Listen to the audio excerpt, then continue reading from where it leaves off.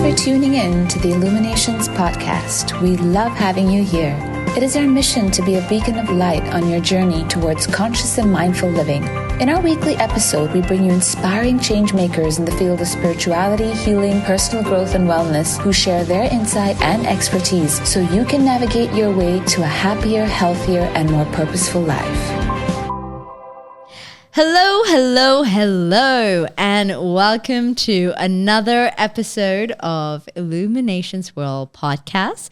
My name is Nia Roy, and I am your host for today, as always. I am a clinical hypnotherapist, graphologist, and a yoga teacher here at Illuminations. And we are back with another episode with another speaker. And for today's episode, we will be dwelling into the captivating realm of Kundalini energy and exploring the powerful synergy between sound healing and its awakening. So through a combination of resonant sound healing instruments and intentional toning, everyone can harness the profound potential of Kundalini energy to enhance your spiritual growth as well as your own well-being. So my guest for today is Sonia. Sonia is a sound healing teacher as well as a biowell practitioner. And very interestingly, she used to be a mechanical engineer as well. So her life has absolutely transformed because of this. So in this episode, Sonia will be sharing her experiences with Kundalini energy and how the perception of reality completely changes once the energy is awakened. So, without further ado, join us as we unravel the ancient practices and techniques that can facilitate the raising of Kundalini energy through the harmonious vibrations of sound. So welcome, Sonia. It's so lovely to have you back for another episode. Thank you so much. It is truly a pleasure to be back. So today our topic is about awakening Kundalini through vibrational resonance. So I'm sure a lot of our listeners who are used to the kind of episodes that we put out, I'm pretty sure everyone's aware of the word Kundalini or at least heard about it. But I'm sure not everyone knows what exactly it is. So let's just start with that. Could you explain to us what exactly is Kundalini energy and what does it mean to awaken it? Yes. Well, first, it is truly a fascinating topic. We can talk about this for ages. Yeah. But we see that this life force, which is Kundalini energy, is present in different cultures. Mm-hmm. So, for example, if you go to the Andes, you see the representation of the body, the spirit, and consciousness in three different animals. This is the way the shamans will do it. So the heavens or the spirit will be the condor, the puma will be the body, and then the serpent will be the consciousness. Right. Yeah. And then we have in Mexico, for example, the representation of the feather serpent, which is one of the gods of these ancient tribes. So it's definitely the consciousness that runs through our body. Yes, like there are many ways to awaken this Kundalini energy. Yeah, you could be reading a book about consciousness, about different dimensions, about our nature as human beings. And then suddenly this energy will start moving. So it's about building your awareness or perception into different ideas, different concepts that leads you to understanding more about yourself. Is that what it is? It is definitely the rising of a consciousness.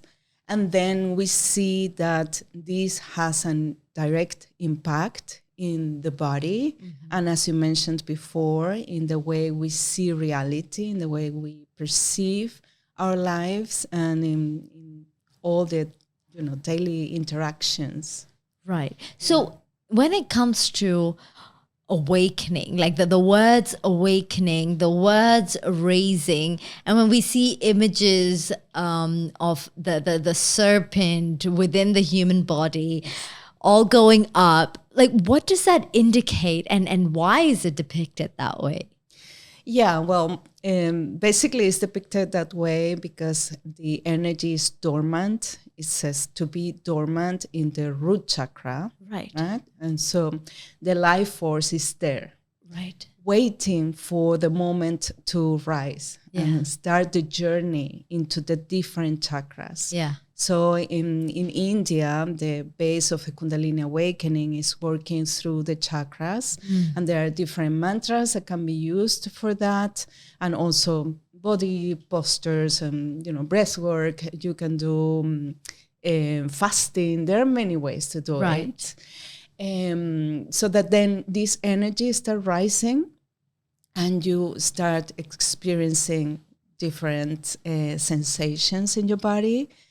And different patterns are revealed to you that are inside of you, but they are coming into your consciousness. Right. To be embraced. So when you say when it's rising, right, does it have an end goal or an end position, or can it just stop anywhere within the body? The way I see it is it rises and then it goes down again. Okay. And it's like cycles. So there is not one trajectory and that's it. There are, different paths. Right. That we do it again. There is one cycle, and then we integrate, we embody this new state of consciousness, and here we go again. So it's almost like having different kind of personalities, but each time it's just a better version of yourself. You could say it that way. That's one way of, because I know, like, based on the things that I've read, when people say, "Oh, I've had a Kundalini awakening," and so on, it can sound like something that's very magnificent and great. But I imagine, as much as spiritual and poetic as it sounds, probably isn't like that all the time, is it? No, actually, with the rising becomes or comes to you lots of cleansing. So you are facing your fears, for example, because the fears cannot be there. Yeah. So, and you can do this work. It's revealed to you, either in this so-called reality or in the dream world or in a meditation. You start facing your own dragons, let's say that way. And reality starts changing because your frequency changes. With that, some relationships will leave you, some changes in the work or job, or your reality starts moving because this energy is changing your vibration. Right. Yeah, and it can be periods that are very frightening. Because they can you can go through periods where everything is falling apart. Yes. And in that moment, you may not look at it like, oh, my Kundalini is rising. You can look at it, nothing's working out for me. Everything is falling apart. My life is a hell. And perhaps this could also be one of the reasons why a lot of people go into depression, suicidal tendency, because on the outside, it looks like it's crumbling. But a different take on it is, it's just your energy shifting, and things that no longer serve you are falling out and making room for things that are meant for you. Yes, absolutely. And there is one way that this is lived as well, which is you start feeling so alone because your friends suddenly are not there. Even your marriage, everything starts changing, and you feel like no one understands you. Yeah. It sounds like you've had this experience for yourself. Could you share your story? Yeah, well, yeah, it's difficult sometimes to share, most of all that part. Yeah. Because definitely I felt like left out from groups. And I How felt, did you know what the signs were? How did this start happening for you? Where were you before it started? What was the process like? And how did you go through that? yes. All right. So I've been always interested in spirituality. When I was studying engineering, I was reading about metaphysics. So it was always in me, looking for the truth. What is the truth of life or of the universe? But definitely when I started working with sound healing, this catapulted me into having these experiences of Kundalini awakening. So I was feeling my body moving, and I wasn't able to control the movements. And it's a feeling that is very electric. Like you literally feel that everything is moving, and it can be scary because you cannot control it. Right. Yes. Do you know what triggered it? Was there any specific emotion or an incident that was a trigger for this? It was sound. The sounds triggered everything. But I am sure that I was ready for that. Yeah. So I was reading, I was researching, I was very interested in opening my consciousness. And then sound healing came to me. Yeah. And this was a tool that helped me experience this openness of my consciousness. Yeah. Wow. And as this happened, how did you start viewing your environment or your life shifting as a byproduct? Well, the first thing that was very interesting is that I started having lucid dreams. Okay, and what exactly are lucid dreams? A lucid dream is a dream where you are conscious that you are dreaming. Like you wake up inside the dream and you know that you're dreaming. Your body is in your bed, but you're dreaming. Oh, wow. But you're fully conscious of your dream. Wow. So in those dreams, I started having initiations. I started facing my fears. So, for example, in one of the dreams, I saw my little son dying. And, I was like, no, what is this? So dramatic, the moment. And suddenly I realized, no, this is an illusion. And everything shifted.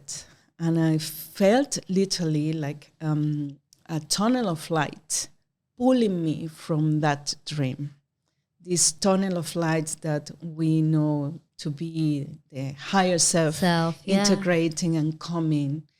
And I had that experience many times, facing my fears mostly. Fears of abandonment, fears of not having my home, fears of the death of my loved ones, again and again and again, until I got to a point where I didn't have emotions in my dreams. And nowadays I dream like looking at a movie. Like, I know this is a dream, it's nice. Sometimes a dream can bring these negative patterns, but I don't have any emotions engaged in the dream. So it what you started noticing was these dreams, like that was the first step. Yes. And then after that, how did you see your life getting impacted? Yes. Well, first the body was going through lots of purge, and I was connecting as well with my spiritual guides or my higher self. So I was guided into the process. I was told to do fasting. I was told to, not told, my body Just suddenly knew. Started craving, I want a lemon with something green, and literally like salivating for things like that we normally don't, right? So I was guided into this purging or cleansing of the body. Yeah. And that then made this energy going moving forward and becoming stronger, stronger, stronger. So stronger initiations that happened then not only in my dreams, but also in my reality. Yeah. And I needed to, cope up with everything. Very interesting. It's absolutely, it sounds like it. So what would you say are guidance or guiding information that you could share with our listeners when it comes to identifying this awakening process, and what can they do? Well, you can identify it if you have these tremors in the body. When you come to, for example, a sound healing session or during a meditation or breath work, whatever it is, you feel that your body is moving. This is an indication that the Kundalini is rising. And then definitely finding someone that can guide you. But most importantly, trust yourself, because your soul will guide you. Right. This guidance can be, for me, happened in my dreams, but for someone else, it could be find this person to guide you or use another tool. For me, it was sound healing. That, to be honest, is one of the fastest routes I found, because I also explored other methods. Yeah. But most definitely working with the own voice, because this awakening, I saw it as well in my students.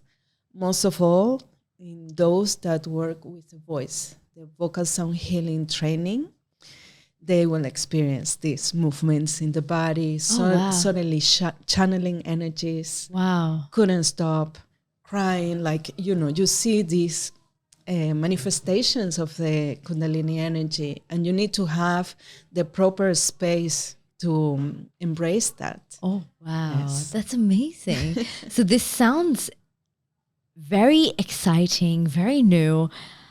I want to now touch base on the role of vibrations in this awakening of Kundalini. So we spoke about the kind of experiences that we can have, but let's talk about tools that we can use to support, such as you mentioned, the voice, the sound. Could you share some light on that? Yes, absolutely. So the way I see it is the instruments that we use for sound healing sessions, they normally have overtones. And when we chant in sound healing sessions, the overtones will come naturally. So overtones are always present. When you have a fundamental sound, you have always overtones. But when you are able to listen to them at the same time, you know for sure that you are a multidimensional being. Like all your cells start vibrating with this wisdom. Yes, I am in this body, but I am more than this. And again, and again, and again. And then suddenly you start opening these portals into these dimensions, into these experiences that you could have. Yeah. So for me, it happens first, you are looking into opening your consciousness, and the sounds can help you with that. So this is pretty much in the mind. But then when you are in the presence of the sounds, all the cells vibrate with this knowing. So that then it's not only the software, it is in the hardware as well.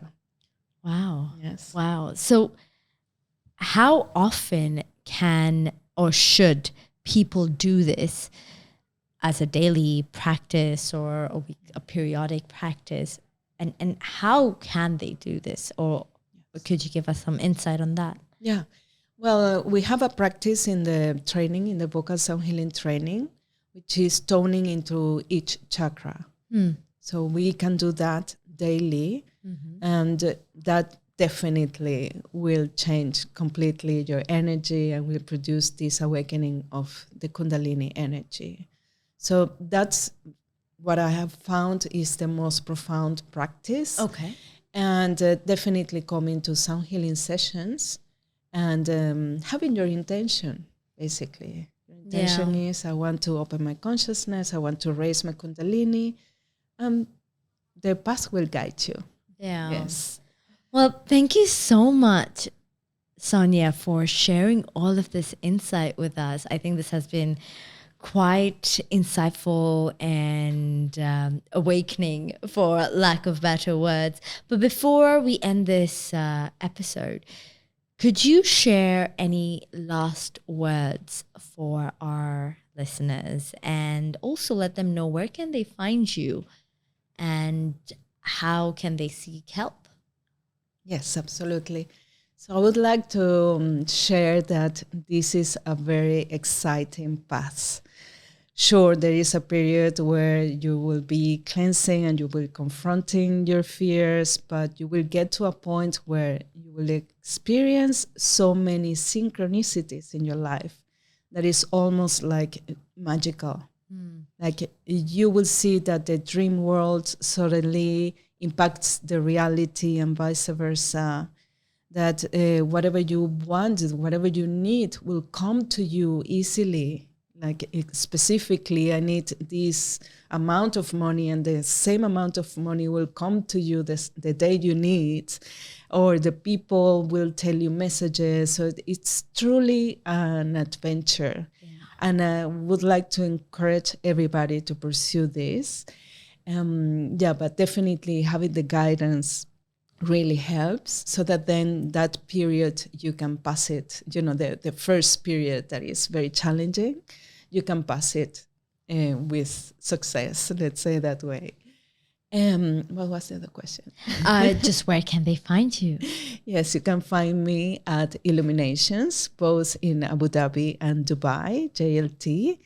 And I offer here some healing sessions and trainings as well. Yes. Thank you so much, Sonia. And thank you to all our viewers who are tuning in from across the globe. We will see you once again with another speaker, with another episode. Until then, stay safe and live light. Thanks so much for listening. If you enjoyed this episode, we'd love to have you tune in again next week as we discuss more engaging topics on relationships, health, career, self-care, and spirituality. If you'd like to help support this podcast, please share it with others, post about it on social media, or leave us a rating and review. We'd be extremely grateful. To catch all the latest from us, you can also follow us on Instagram at Illuminations World, or visit the Illuminations World YouTube channel for more inspiring content. See you again next week, and until then, live light.